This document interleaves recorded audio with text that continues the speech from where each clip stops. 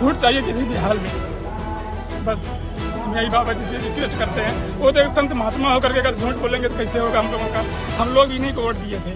नमस्कार, मैं गौरव कुमार पांडे हाजिर हूं सोशल मीडिया पर वायरल खबरों के शो के साथ, जिसका नाम है आज क्या है वायरल। भाई, सोशल मीडिया पर लगातार इन दिनों यूपी पुलिस की जो भर्ती नोटिफिकेशन आया है उसको लेकर तमाम जगह से सवाल उठ रहे हैं। सबसे बड़ा सवाल जो है वो यह है कि आखिरकार 5 साल बाद जब ये भर्ती आई है और 5 साल बाद जो है जो उम्र सीमा है सामान्य वर्ग के लिए 18 से केवल 22 है। पिछली बार जब 2018 में आई थी तो उस समय 1 साल जो है बढ़ा दिया गया था, 18 से 23 कर दिया गया था। लेकिन इस बार जो है 5 साल का एक तो गैप लिया गया। जो बच्चे पढ़ रहे थे, सोचिए उनका क्या बुरा हाल हुआ होगा। उनकी तो उम्र निकल गई 5 साल, और अब जो है वो बच्चे अब सड़कों पर हैं, प्रदर्शन कर रहे हैं और अपनी मांगों को लेकर जो है वो हल्ला बोल कर रहे हैं। आपको बता दें कि इस मामले को लेकर सोशल मीडिया प्लेटफॉर्म एक्स पर कई तरह के हैशटैग भी वायरल किए जा रहे हैं, जिसमें हैशटैग एज रिलैक्सेशन है, जिसमें हैशटैग यूपी सावर्ण एमएलए गूंगे हैं। तमाम इस तरह के जो है हैशटैग चलाए जा रहे हैं, जिसमें साफ तौर पर कहा जा रहा है कि जो आयु सीमा की लड़ाई है, जिसके लिए वो आवाज उठा रहे हैं, उस पर जो है लोगों की प्रतिक्रिया नहीं आ रही है।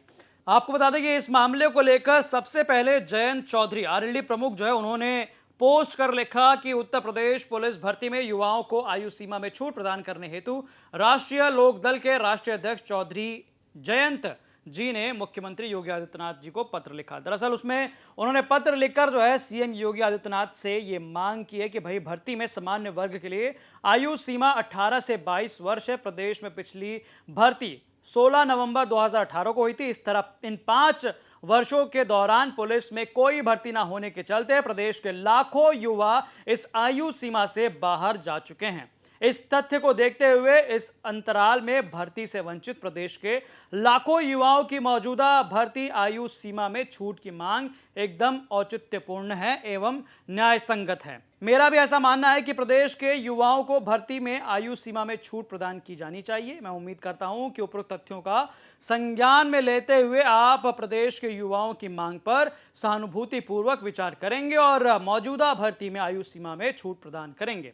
जयंत चौधरी के इस पोस्ट के बाद जो है लगातार युवाओं ने इनके पोस्ट को रिट्वीट किया और उसके बाद जो है सवाल उठाए सरकार पर। आपको बता दें कि पुलिस भर्ती में उम्र छूट की मांग कर रहे अभ्यर्थियों का कहना है कि इससे पहले साल 2018 में पुलिस कांस्टेबल की भर्ती निकाली गई थी। इसके 5 साल बाद अब दोबारा भर्ती के लिए आवेदन मांगा जा रहा है। अभ्यर्थियों का कहना है कि कोरोना महामारी के चलते यूपी पुलिस में तय समय पर भर्ती नहीं हो सकी थी। ऐसे में लाखों अभ्यर्थियों की उम्र निकल गई है, यानी वो ओवर एज हो गए हैं। इन अभ्यर्थियों की मांग है कि आयु सीमा में छूट देकर उन्हें भी पुलिस भर्ती में आवेदन का मौका दिया जाना चाहिए। छात्रों का कहना है कि मध्य प्रदेश, राजस्थान, दिल्ली पुलिस, सीआईएसएफ और एसएससी जीडी समेत तमाम भर्तियों में उम्र में छूट दी जा चुकी है। ऐसे में यूपी पुलिस भर्ती में भी छूट देनी चाहिए। अब जब इन तमाम मुद्दों को लेकर हमने सवाल किया सरकार से, तो डिप्टी सीएम ने क्या कुछ कहा, सुनिए जरा। सरकार ने उत्तर प्रदेश पुलिस के लिए 60,000 से ज्यादा कांस्टेबल्स की भर्ती निकाली है। बेरोजगारों को रोजगार दे रही है, लेकिन तमाम विपक्षी दल कह रहे हैं कि इसमें बेरोजगारों की उम्र बढ़ाई जानी चाहिए। माननीय प्रधानमंत्री नरेंद्र मोदी जी के मिशन रोजगार के तहत उत्तर प्रदेश में लगातार नौजवानों को, युवाओं को सीधे रोजगार सरकारी सेवाओं में दिया जा रहा है। उनकी मेधा के बदौलत, उनकी मेहनत के बदौलत, उनकी बुद्धि के, विवेक के बदौलत, और इसमें पारदर्शिता के साथ एक एक नौजवान जो बुद्धि, कौशल, विवेक, मेहनत के बदौलत अभी तक नौकरी पाने से वंचित रह जाते थे। समाजवादी पार्टी के शासनकाल में केवल एक समाज के लोगों की चिंता होती थी। भारतीय जनता पार्टी युवाओं को उनकी मेहनत के बदौलत उचित सरकारी सेवा में लेने का काम कर रही है। लेकिन वो कह रहे हैं कि साल बढ़ाए जाए, कोविड की वजह से जिनको मौका नहीं मिला है। अब इस संबंध में गृह विभाग के उच्च अधिकारियों से हम बात करके पता करेंगे। तो यहाँ आपने सुना कि डिप्टी सीएम ने कहा कि भैया जब अधिकारियों से इस पर बात करेंगे उसके बाद बताएंगे क्या कुछ निकलकर सामने आया। लेकिन यहाँ पर डॉक्टर संजीव बालियान ने सोशल मीडिया पर पोस्ट कर जो है कुछ तस्वीरें साझा की और एक चिट्ठी भी साझा की है। दरअसल उन्होंने पोस्ट कर लिखा कि उत्तर प्रदेश पुलिस में आरक्षी के पदों पर निकली भर्ती में ऊपरी आयु सीमा में 3 वर्ष की छूट की मांग को लेकर आज सैकड़ों युवा मुजफ्फरनगर आवास पर मिले। उनकी मांगों को उत्तर प्रदेश के यशस्वी मुख्यमंत्री श्री योगी आदित्यनाथ जी को पत्र लिखकर जल्द समाधान का आश्वासन दिया। आपको बता दें कि संजीव बालियान ने भी मामले में सीएम योगी आदित्यनाथ को चिट्ठी लिख कहा है कि उत्तर प्रदेश पुलिस में आरक्षी के पदों पर अंतिम बार भर्ती 16/11/2018 को आयोजित हुई थी। इसके पश्चात विगत 5 वर्षों में उत्तर प्रदेश पुलिस में आरक्षी के पदों पर कोई भर्ती आयोजित नहीं की गई है, जबकि सामान्य वर्ग के लिए आयु सीमा 18 से 22 केवल 4 वर्ष निर्धारित है। इस प्रकार विगत 5 वर्षों में उत्तर प्रदेश में लाखों की संख्या में युवा बिना पुलिस भर्ती देखे ही ओवर एज हो गए हैं और लगातार उत्तर प्रदेश सरकार से आयु सीमा बढ़ाने की मांग कर रहे हैं।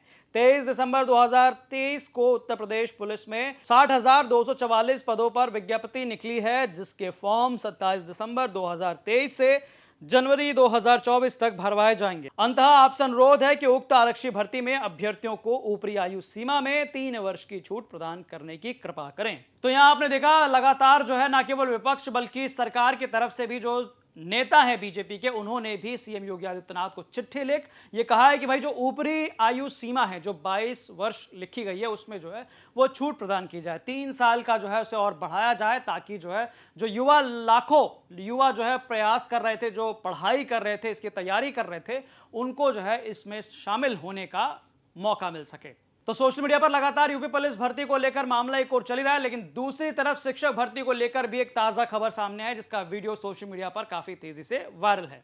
आपको बता दें कि इस मामले में सपा सुप्रीमो अखिलेश यादव एक वीडियो साझा कर पोस्ट कर लिखते हैं कि इधर शिक्षक भर्ती के लिए आंसू बहा रहे हैं, उधर भाजपा विश्वगुरु होने के झूठे दावे कर रही है।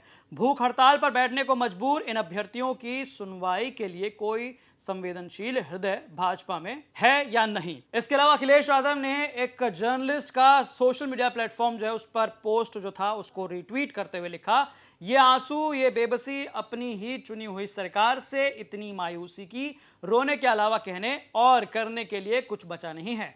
ये 6,900 शिक्षक भर्ती के अभ्यर्थी हैं जो नियुक्ति के लिए हर दिन रोते हैं। आज ये अनुप्रिया पटेल के आवास पहुंचे थे। हैशटैग 6,800 की नियुक्ति कब तक।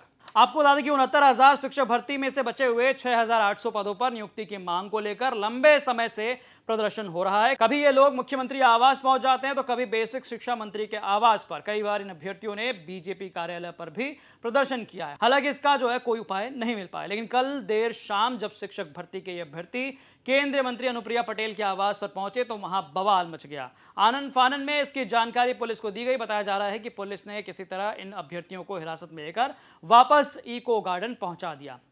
इस दौरान अभ्यर्थी रोते बिलखते रहे। आपको बता दें कि ऐसा कहा जा रहा है कि शिक्षक भर्ती में 19,000 सीटों पर आरक्षण का घोटाला हुआ है। इस घपले से पीड़ित अभ्यर्थी पिछले 3 साल से हाईकोर्ट में अपने न्याय के लिए याचिका दायर कर कोर्ट में लड़ रहे हैं, लेकिन उन्हें आज तक न्याय नहीं मिल पाया। इस भर्ती में बेसिक शिक्षा नियमावली 1981 तथा आरक्षण नियमावली 1994 को घोर उल्लंघन किया गया है तथा ओबीसी वर्ग को इस भर्ती में 27% की जगह मात्र 3.86%, एससी वर्ग को 21 की जगह जो है सिर्फ 16.2% ही आरक्षण दिया गया। इसी आरक्षण के मुद्दे को लेकर जो है न केवल इको गार्डन बल्कि इससे पहले कई तमाम जगहों पर जाकर शिक्षक भर्ती के जो अभ्यर्थी हैं इन्होंने प्रदर्शन किया और खूब जो है हल्ला बोल किया कि भाई कम से कम इनकी बात को सुनी जाए। और वहीं न्यायिक प्रोसेस में भी ये गए, लेकिन अब थक हार कर ये पहुंचे थे केंद्रीय मंत्री अनुप्रिया पटेल के घर पर, जहां से उन्हें वापस इको गार्डन भेज दिया गया। यह मामला भी सोशल मीडिया पर लगातार चर्चा का विषय बना हुआ है। तो तमाम इन मामलों पर आपका क्या कहना है हमें कॉमेंट करके जरूर बताएं। बाकी तमाम खबरों के लिए आप देखते रहें यूपी तक। धन्यवाद।